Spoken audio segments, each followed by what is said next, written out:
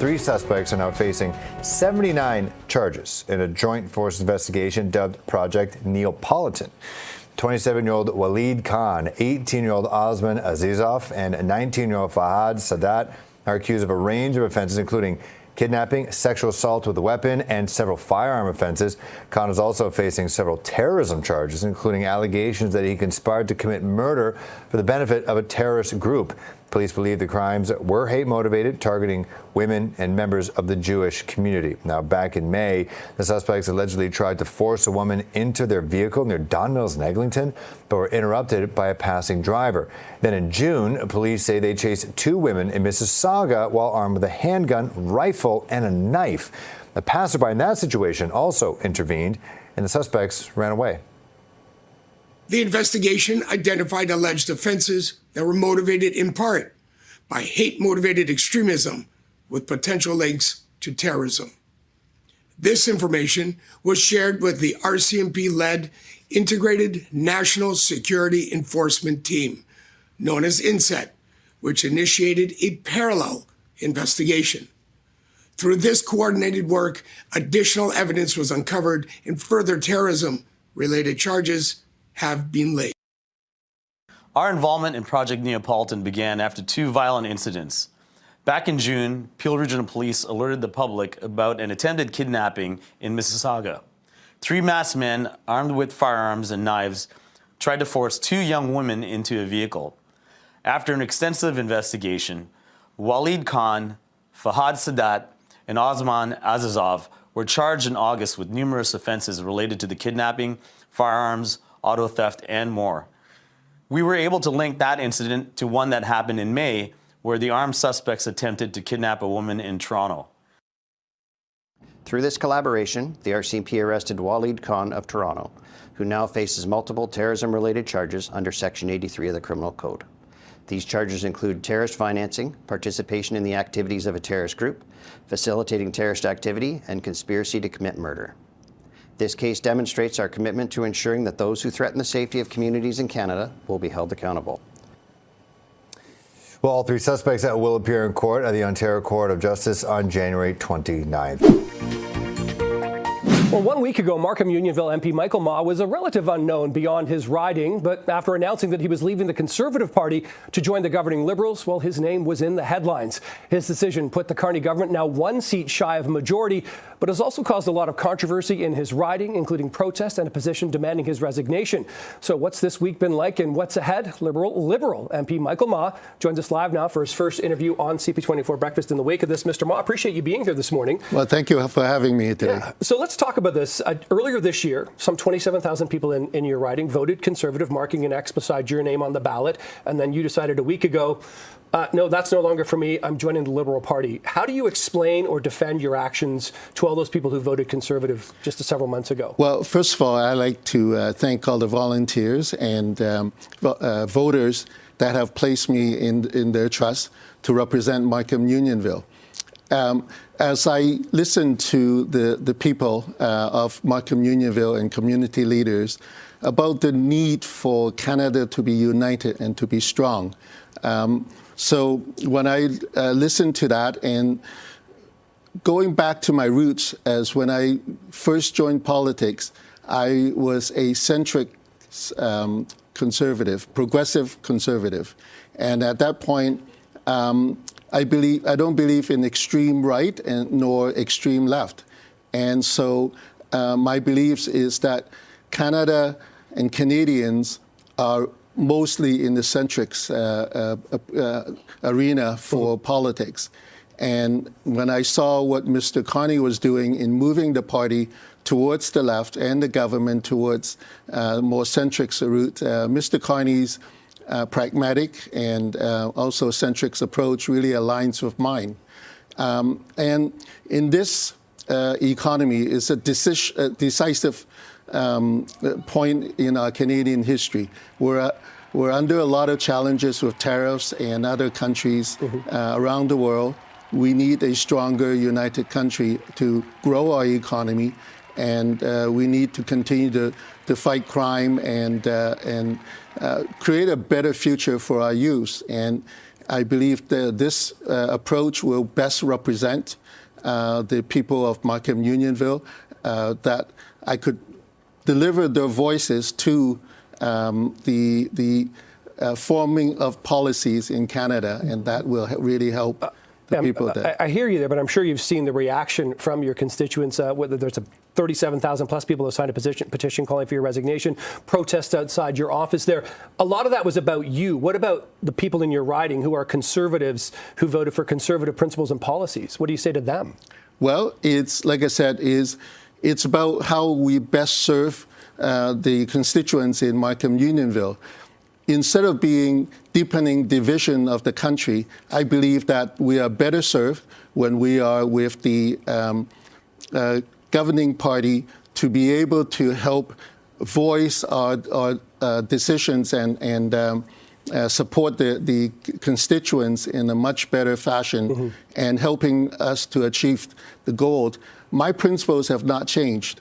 I'm still believing in fighting crime and growing the economy, and so it's very important for me to continue to represent them in the best way I believe is for the constituents' benefits. You talk about your principles not changing, but just in the last 7 months, some of the things you said about the Liberal government, for example, with money printers working overdrive, what future does Canada have under the Liberal feudal regime? I do not see a future here. Day in, day out, the Liberals have shown us whom they truly value. They cater to the common criminals with fairness for the thief, murderer, and drug dealer, and firmness for the honest citizen and compliant taxpayer. This is the party you've just joined here. These are your words from November and December. You talk about principles, but you're really kind of going against what you've just said there. Well, as I said, in order to fight that, being on the opposition, to be criticizing and deepening that division, I decided to roll up my sleeves and actually do something to it. I have now better access to ministers and the Prime Minister to deliver those voices on behalf of the Markham Unionville. I think this is a better approach than creating very negative views and not finding solutions. Can we talk about the process here, how this all came about? We've heard, Tim Hodgson talk about he's in the riding next door. He'd been speaking to you. Did they approach you? Did you approach them? How did this actually come about? Well, actually, for the past few weeks, as I said, I've been talking to constituents in the Markham area, and a lot of community leaders demonstrated that they desire a united and strong Canada, and we need to build and grow our economy. And with that, there's been various discussions and approaches, and I have been reflecting on those comments and situations where I believe that at this point is the right approach. And on the day the announcement was made was when I met with the Prime Minister and reconfirm my understanding of his vision for Canada, and I believe that's the right approach. And that was the day after the Conservative Christmas party, which you were at, had a picture taken with the leader, Pierre Poilievre, at the time, which a lot of people are calling into question, like, you were there the night before, you must have known the next day you were going. Could you elaborate a bit on that, and also what this says to you then about Pierre Poilievre's leadership of the Conservative Party, and if you're aware of other potential Conservative MPs who are considering doing what you've done? Because you're not the first one either. As I said, this is a decisive moment for Canadian economy and the nation as a whole. And the night I attended the Conservative Party, I was truly a Conservative member and an MP. I have not made a decision at that point. And so it wasn't until I had the opportunity to confirm my understanding of Prime Minister Carney's approach and his vision for Canada. Of course, up to that point, I have reflected on a lot of the comments, as I said, from the people I have talked to in Markham Unionville and Canadians at large. Yeah. Your former leader now, Pierre Poilievre, is going for a leadership review next year in Alberta. You are the sort of second floor crosser. We've also seen one person say they're going to resign and not come back. What do you think, or how do you assess the state of now your former party under Pierre Poilievre's leadership, and what do you think, the last couple of weeks say about that? Well, my job right now is focused on Markham Unionville. So I am delivering what I promised. As I said, my values haven't changed, and I'm continuing to fight crime and push for a well-balanced immigration policies, and obviously for the benefit of infrastructure investment into Markham Unionville. So unfortunately, I don't have any other comments for the party. Let me ask it this way then. Do you think we're going to see more people crossing the floor from the Conservatives to the Liberals? I don't have a crystal ball, sorry. We all wish we had crystal balls. Listen, Michael Ma, appreciate the time this morning. Thanks for having your first interview here on CP24 Breakfast. Thanks for doing this. Thank you. Appreciate it. Thank you. Police and Border Services agents have broken up a sophisticated auto theft ring that shipped stolen cars overseas. CP24's crime analyst Steve Ryan has more on the results of Project Chickadee. Steve. Some great police work, Jamie, by the OPP and its partners, including the CBSA. Project Chickadee saw the disruption and dismantling of a criminal organization. And joining me to talk further about this is OPP Commissioner Thomas Carrick. Commissioner, thank you for your time. Congratulations to you, your officers, and to your partners. Your thoughts on this project? Thank you, Steve. We're very proud of the results we've achieved here today through collaborating with the CBSA and many policing partners across the province. We have taken a significant swipe at organized crime, dismantling a criminal organization that was wreaking havoc on Ontarians and benefiting from their illicit commodities, and we have put a stop to that. What were they doing? What did you uncover that this criminal organization was doing? Well, this spans the whole scheme of the whole criminal enterprise, from those that were stealing the vehicles out of driveways, even some that were involved in carjackings, right up to the freight companies that were facilitating the shipments overseas. So we've been able to tackle this criminal organization in their operations. You run the largest police service in the province. Can you speak about the importance of your partners like the CBSA and the role that they played in this? Critically important. The partnership with CBSA, the sharing of intelligence is absolutely essential for us to advance our investigations, relying on their authorities as well at the border, the charges that they are able to lay, the skill sets that they have in inspecting the containers. Could not have accomplished the results we did without the partnership of CBSA, who are responsible for border security. In a successful project like this, which is so organized, if you will, what type of message does that send to those who might want to try to do this in the province of Ontario? If you choose to do this in the province of Ontario, you will be held accountable to the full extent of the law. Awesome. Thank you for doing this. Thank you, Steve. Okay.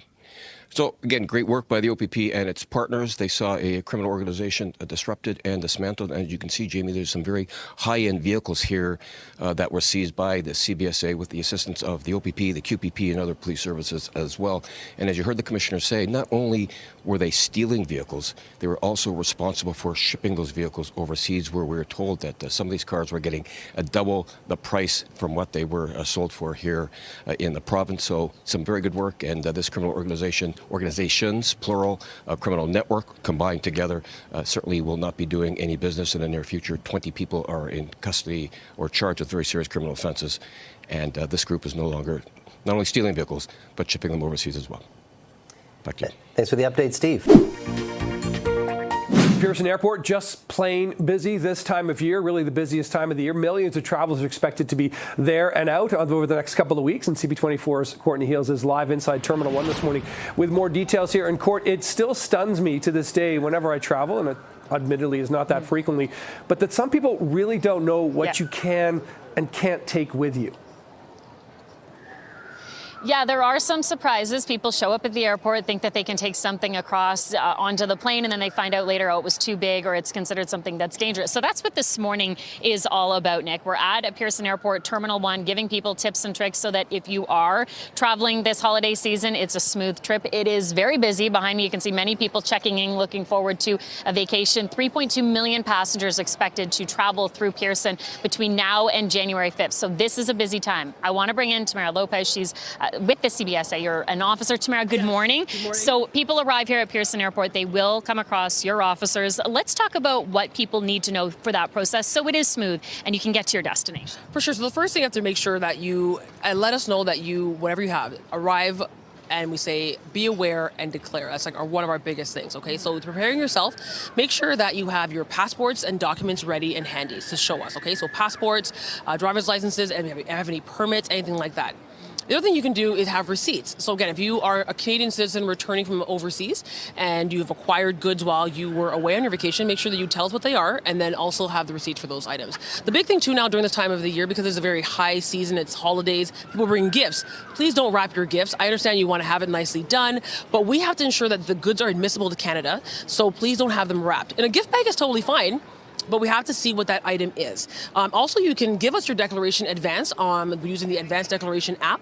Up to 72 hours, your customs and immigration declaration, you can do that, which is very helpful. Helps, again, for like seamless transition. Again, with a busy time of year as what it is, we always ensure we have adequate staffing levels to ensure that people get through the airport in a much quicker fashion. We understand people want to get to where they're going right away.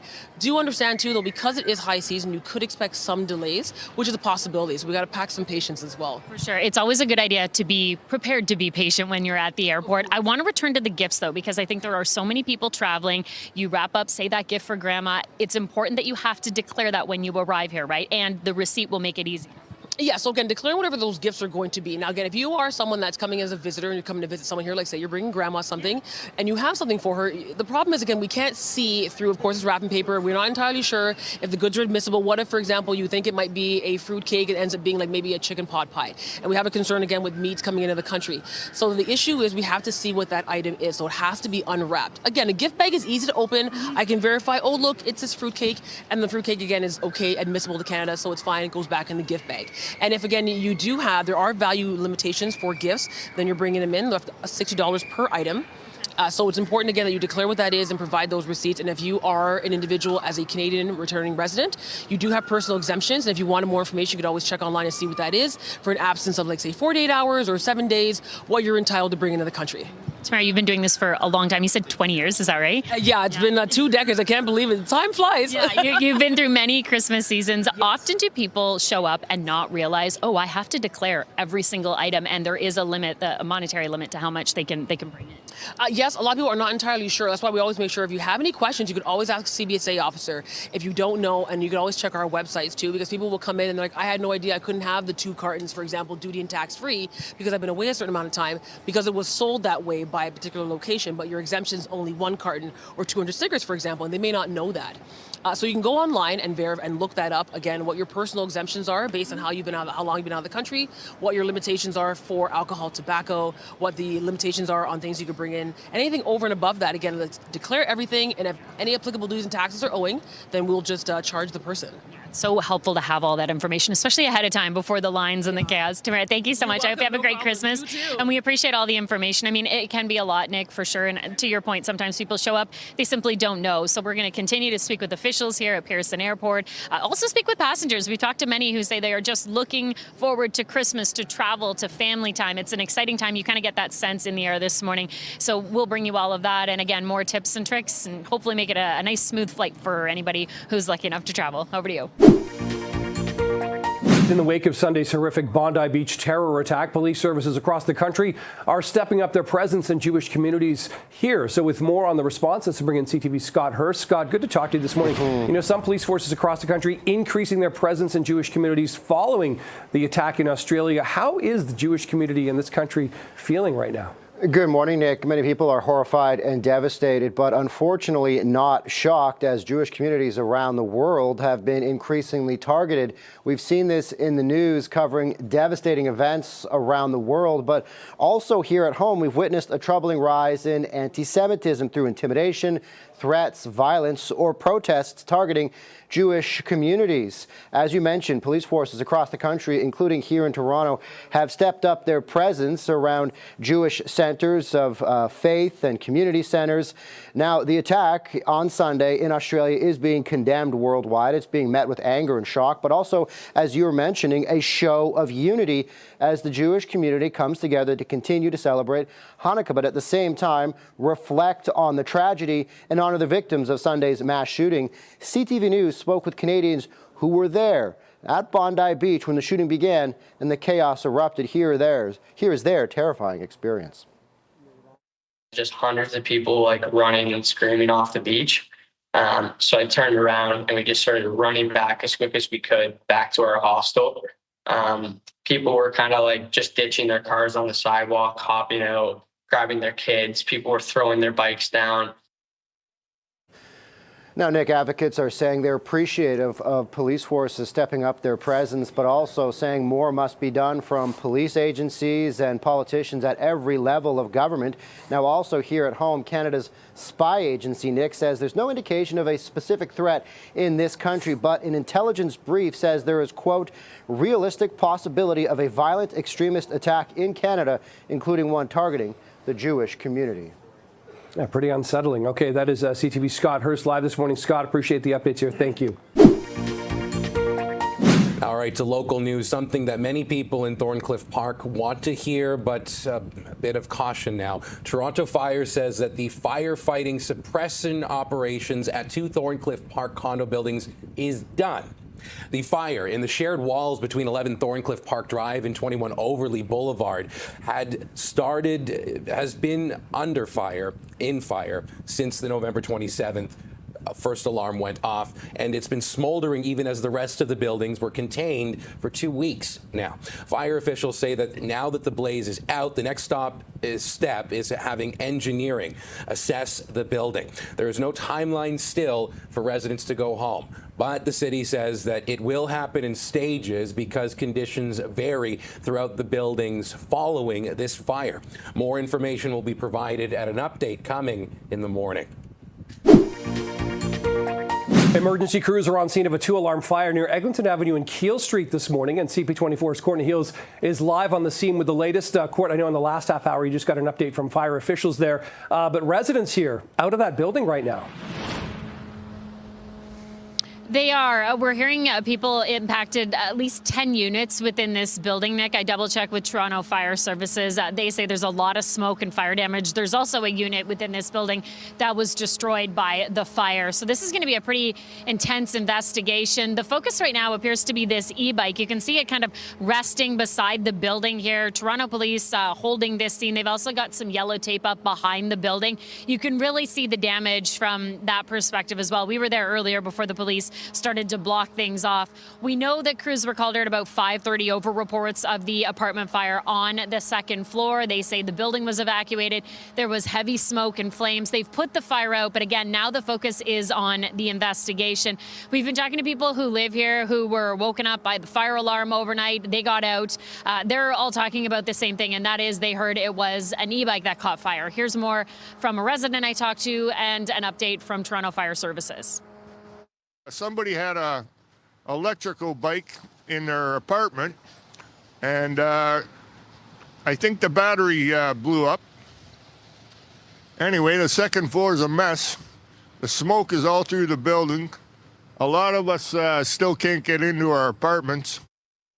There are reports that we have retrieved an e-bike from this. It's located outside. That'll be part of the investigation. I just want to point out that most of the residents were alerted by the alarm system in here. Most residents evacuated by the alarm system that worked and had them self-evacuate out of here.